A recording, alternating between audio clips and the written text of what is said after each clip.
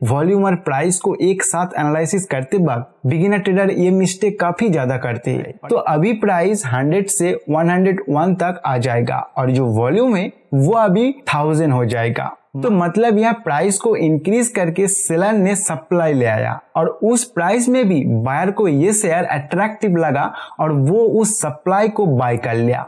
तो यहाँ पे जो भी शेयर बाय सेल किया जा रहा है वो बड़े ट्रेडर के द्वारा किया जा रहा है और आपको इसी बड़े ट्रेडर किस साइड प्राइस को ले जाना चाह रहा है उसको आइडेंटिफाई करना है। ऐसा कुछ भी नहीं है कि अगर प्राइस नीचे गिर रहा है वॉल्यूम इंक्रीज हो रहा है मतलब सेलर ज्यादा है, ऐसा कुछ भी नहीं। यहाँ पे सेलर ज्यादा नहीं है, जितना बायर है उतना ही सेलर है।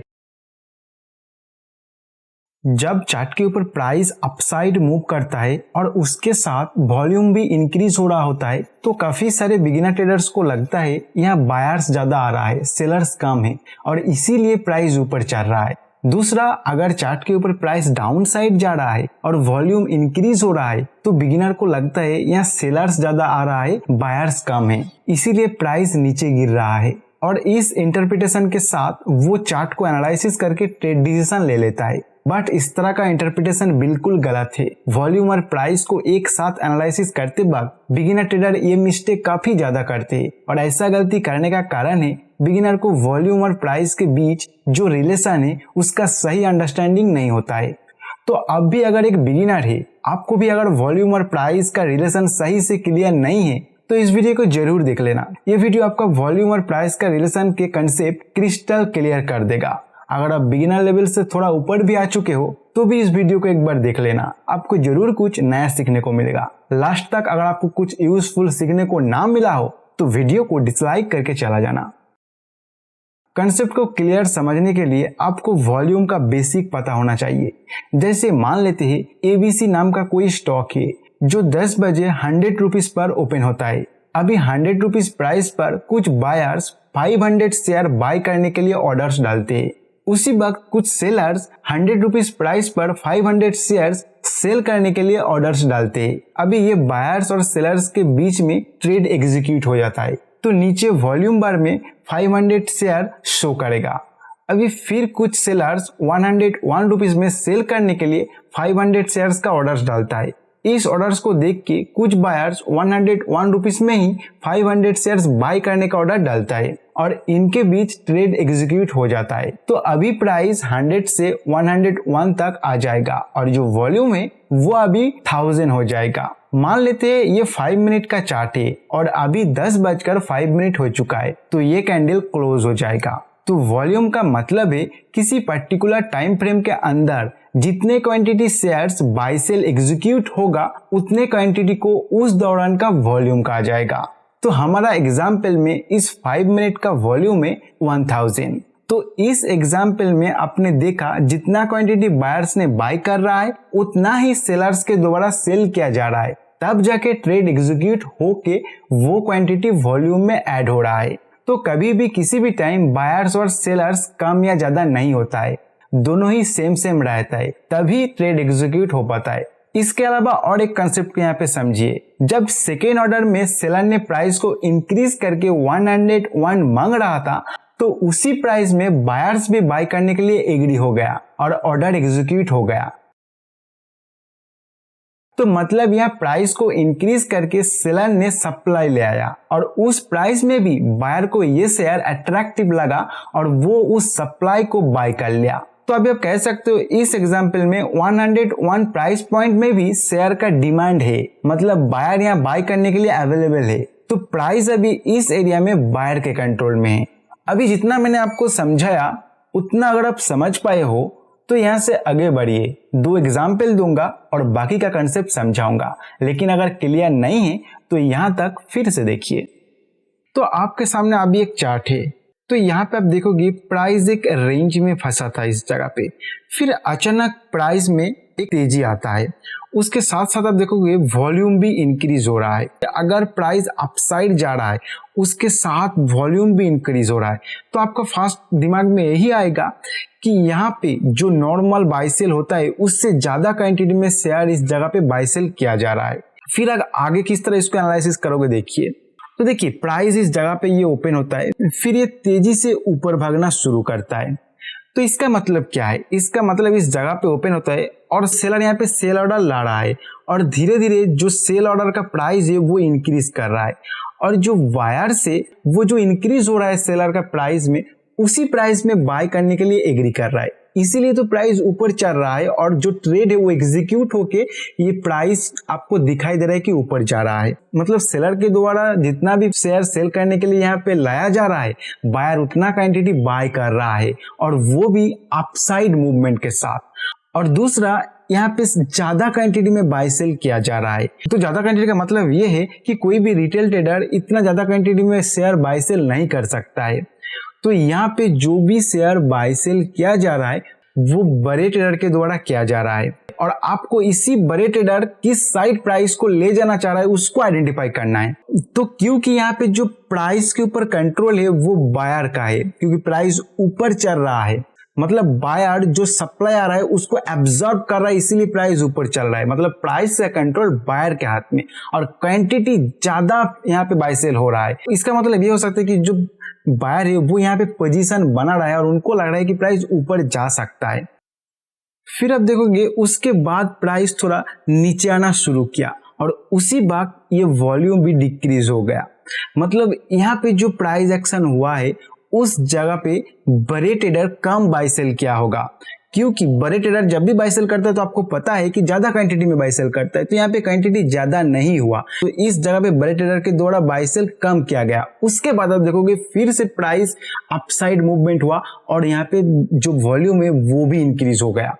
मतलब यहाँ पे फिर से बड़े ट्रेडर बाय सेल किया आके, लेकिन जो कंट्रोल था प्राइस के ऊपर वो बायर का था, इस जगह पे भी बायर का था और इस जगह पे न्यूट्रल था। तो इससे आप ये इंटरप्रिटेशन निकाल सकते हो कि जब भी ज्यादा क्वांटिटी में बाय सेल किया जा रहा है उस टाइम प्राइस का कंट्रोल बायर के हाथ में आ रहा है और स्ट्रांगली ऊपर खींचा जा रहा है प्राइस को।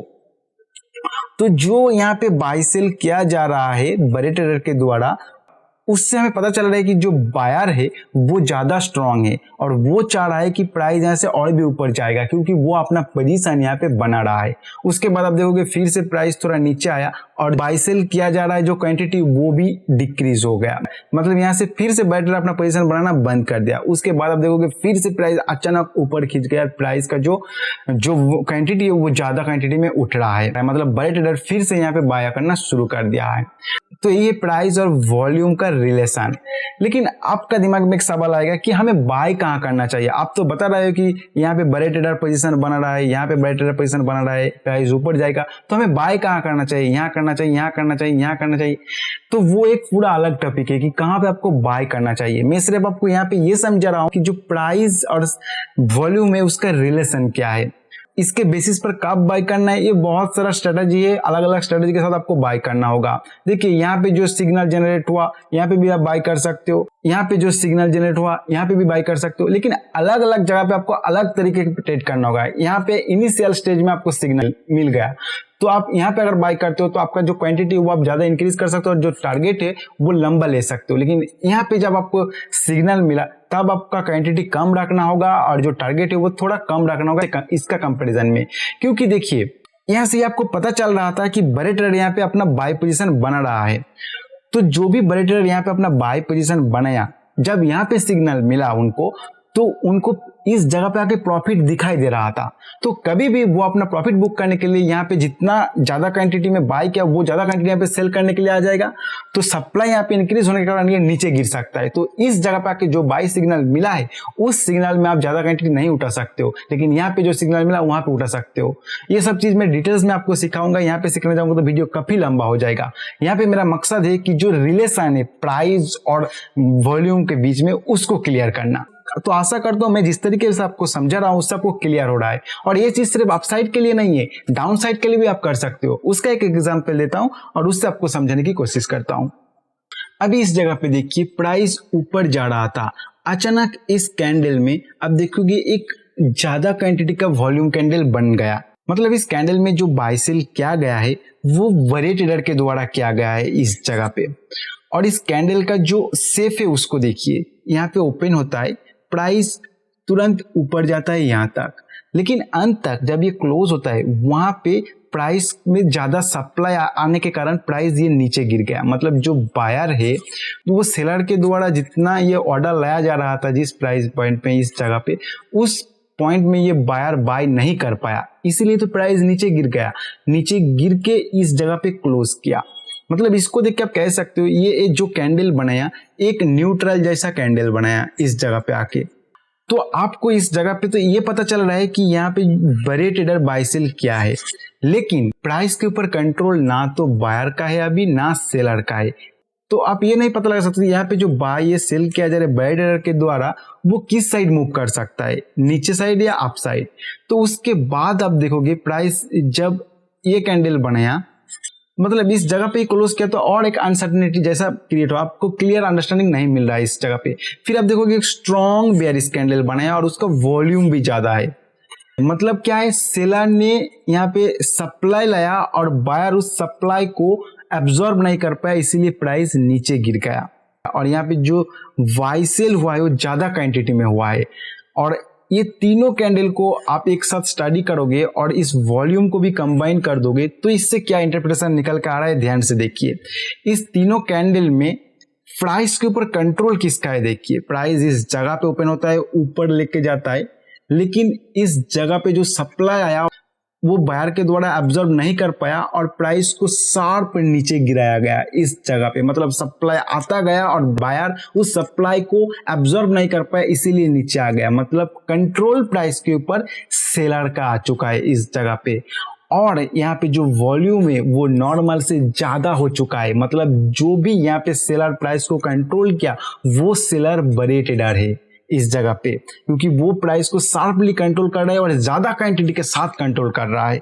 तो आप कह सकते हो कि इस जगह से प्राइस नीचे जाने का चांस बहुत ज्यादा है, क्योंकि बड़े ट्रेडर यहाँ पे अपना पोजीशन बना रहा है सेल साइड के लिए और प्राइस को अपना कंट्रोल में भी कर रहा है बहुत ज्यादा। तो यहाँ से चांस बहुत ज्यादा है कि प्राइस नीचे जाएगा। तो अगर आप इस तरह का प्राइस और वॉल्यूम का इंटरप्रिटेशन निकल पा रहे हो, फिर इसके बाद आप प्राइस एक्शन को स्टडी कीजिए और भी अदर्स फैक्टर जो आप देखते हो उसको देखिए और डिसीजन लीजिए कि यहाँ पे आपको ट्रेडिंग डिसीजन लेना है या नहीं लेना है। ऐसा कुछ भी नहीं कि अगर प्राइस नीचे गिर रहा है वॉल्यूम इंक्रीज हो रहा है मतलब सेलर ज्यादा है, ऐसा कुछ भी नहीं। यहाँ पे सेलर ज्यादा नहीं है, जितना बायर है उतना ही सेलर है, लेकिन जो सेलर है वो प्राइस को यहाँ पे ज्यादा कंट्रोल कर रहा है और ज्यादा क्वांटिटी के साथ यहाँ पे कंट्रोल कर रहा है। तो यही था प्राइस और वॉल्यूम का रिलेशन। इस रिलेशन को आप यूज कीजिए, अलग अलग स्ट्रेटेजी के साथ यूज कीजिए, आपको काफी अच्छा रिजल्ट मिलेगा। अगर ये वीडियो से आपको कुछ भी नया सीखने को ना मिला हो तो आपको क्या करना है पता है, लेकिन अगर आपको कुछ यूजफुल सीखने को मिला है तो प्लीज इस वीडियो को एक लाइक कीजिए और इसी तरह यूजफुल कंटेंट पाने के लिए हमारे इस चैनल को सब्सक्राइब जरूर कर लेना। इस वीडियो में फिलहाल इतना ही, मिलते हैं नेक्स्ट वीडियो में नए कोई कंसेप्ट के साथ।